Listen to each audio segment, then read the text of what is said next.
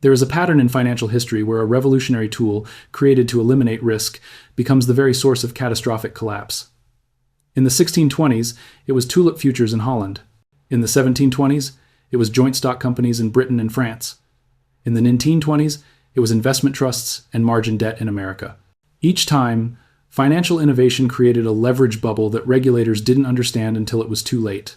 And each time, the collapse wiped out the wealth of a generation. Right now, the global financial system is repeating that exact pattern. The tool this time is derivatives. The bubble is $2 quadrillion in size. And the Federal Reserve is terrified because the countdown to the next stress test is 2026. This is the story of how the engine of modern finance became a doomsday device, and why the same historical forces that crushed every previous financial empire are now converging on Wall Street.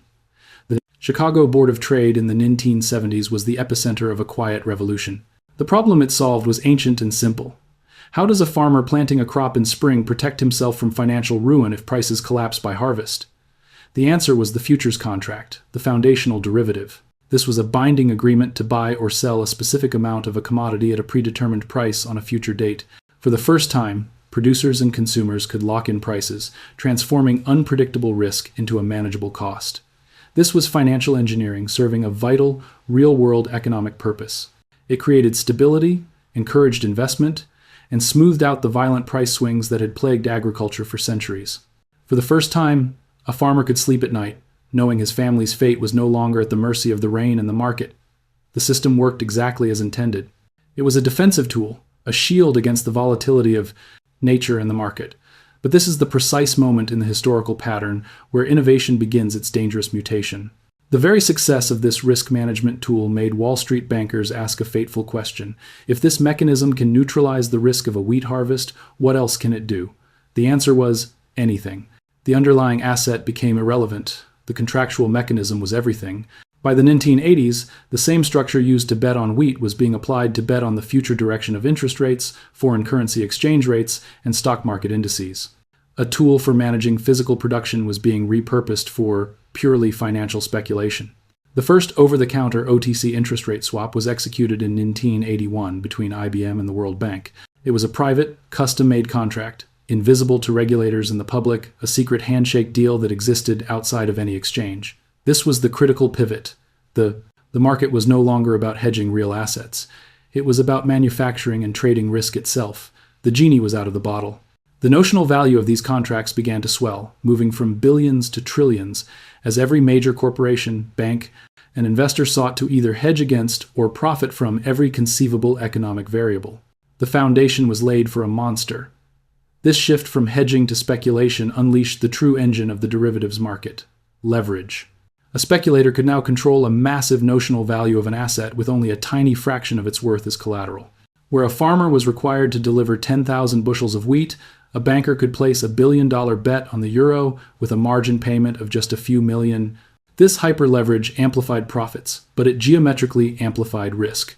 A 2% price move could now wipe out your entire collateral, triggering a cascade of automatic, forced selling. The system's growth became exponential, feeding on itself.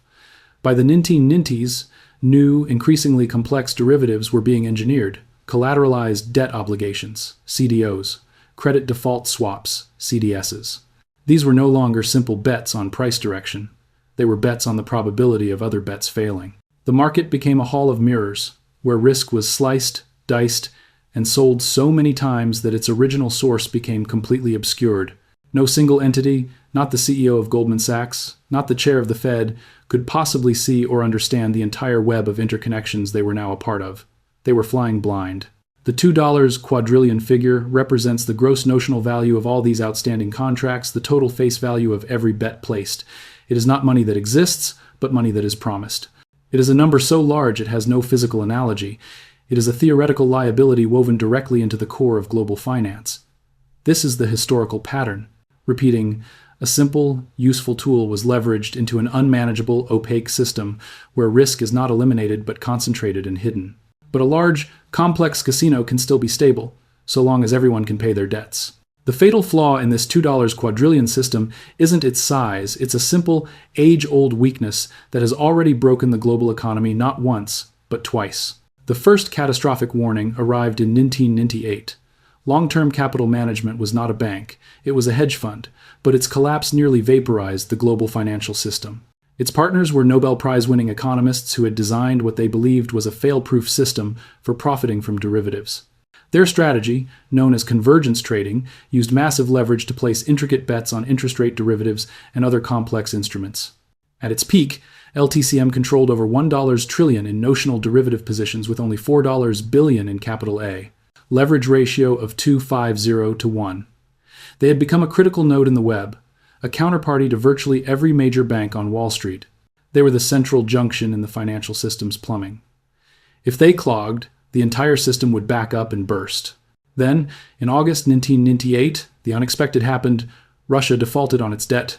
This event triggered a global flight to quality, a panic where everyone, simultaneously, ran for the safest possible assets, abandoning the complex instruments LTCM was built on.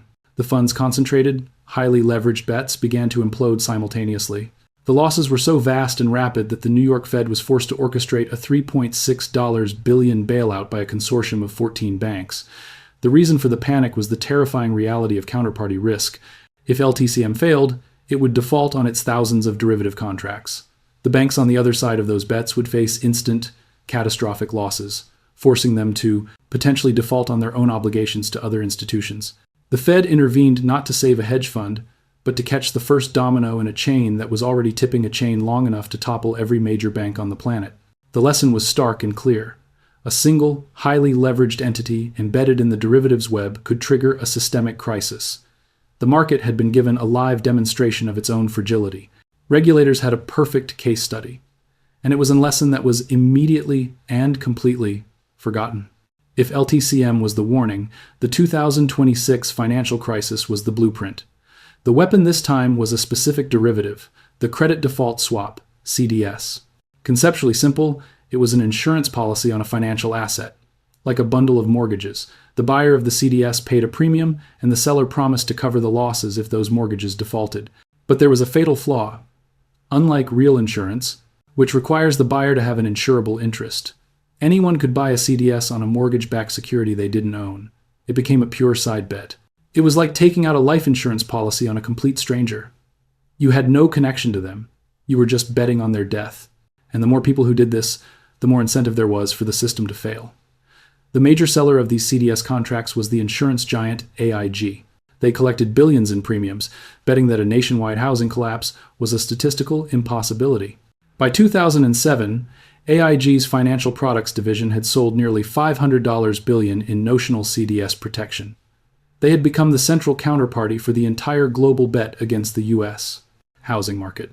When the subprime mortgage crisis hit, AIG didn't have the capital to pay out. They were moments from defaulting on their CDS obligations, which would have triggered instant, catastrophic bankruptcy for every major bank that had bought their insurance institutions like Goldman Sachs and Société Générale. The entire system was hours from seizing up. The $182 billion government bailout of AIG was not about saving an insurance company. It was about honoring these derivative contracts to prevent a chain reaction of bank failures. The 2008 crisis proved that the derivatives market had become too interconnected to fail. The failure of one central counterparty, like AIG, could freeze the flow of money worldwide. The mechanism was identical to 1998, but on a vastly larger scale. Concentrated risk, extreme leverage, and a web of interdependence that turned a housing correction into a near-extinction level event for global finance. The post-crisis response was a regulatory band-aid. The Dodd-Frank Act pushed some standardized derivatives onto central clearinghouses, but it left the vast, bespoke, over-the-counter market, the kind that broke AIG, largely intact. They regulated the street corners but left the black market alone. Crucially, the total notional value of the global derivatives market, instead of shrinking, has since grown by over 50%. We were given two clear blueprints for disaster, and our response was to build a bigger, more complex version of the same machine. Now, that machine is facing a stress test it was never designed to handle, and the trigger isn't a hidden flaw, it's hiding in plain sight, in the form of an interest rate most people see every day. The trigger for the next crisis is not hidden in complex mortgage bonds or a rogue hedge fund. It is the most fundamental price in any economy, the interest rate. For the 15 years following the 2008 crisis, the world operated in a financial fantasy land of near-zero interest rates. This environment created a universal, multi-trillion-dollar bet that cheap money would last forever. The primary vehicle for this bet was the interest rate swap. In a typical swap, a company with variable rate debt would make a deal with a bank. The company agrees to pay a fixed rate to the bank, and in return, the bank pays the company a floating rate. When rates were at zero, locking in a fixed rate of, say, 2% or 3% seemed like a brilliant conservative hedge. Corporations, municipalities, and investors piled in, creating a mountain of derivatives explicitly betting that rates would remain low. The notional value of these interest rate derivatives alone now exceeds $500 trillion. The entire structure was a coiled spring, and in 2022, the Fed began pulling back the hammer. The most aggressive interest rate hiking cycle in 4 decades shattered the core assumption behind every one of those contracts. Suddenly, the companies that had agreed to pay a fixed 3% were trapped. They were now obligated to pay 3% to the bank, while the floating rate they received in return was far lower. These swaps, designed as hedges, became catastrophic liabilities. The losses are not theoretical. They are being realized right now as debt matures and must be refinanced at rates of 5%, 6%, or 7%. This is the maturity wall, a massive, predictable wave of debt, trillions of dollars that was issued with low rates during the fantasy years, all coming due at once, right at the peak of high rates.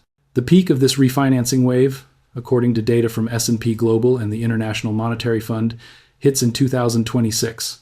Every time a billion-dollar corporate loan matures and is refinanced at a higher rate, the associated interest rate swap contracts automatically trigger massive cash payments from the losing party to the winning party. This isn't a choice, it's a contractual obligation.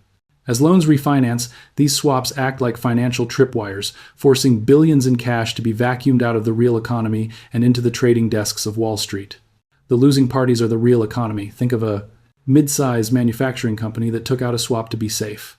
Now, instead of investing in new equipment or hiring, every spare dollar is going to JP Morgan Chase to cover its swap losses.